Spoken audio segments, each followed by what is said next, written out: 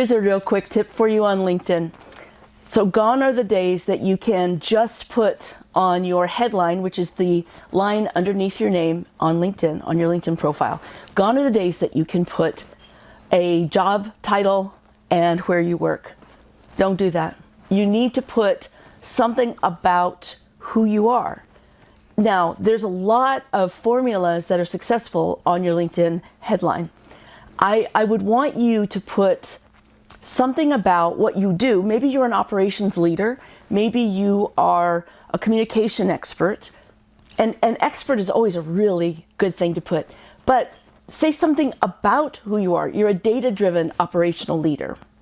Or you are a people-focused IT expert. Something like that. So think about what it is that you can convey to someone about how you want to be perceived. Most of the people that come by your LinkedIn profile do not know who you are. So introduce yourself in a way that you want to be perceived, especially by people who might consider you for a higher role or really for any other job that might be outside of what you're doing.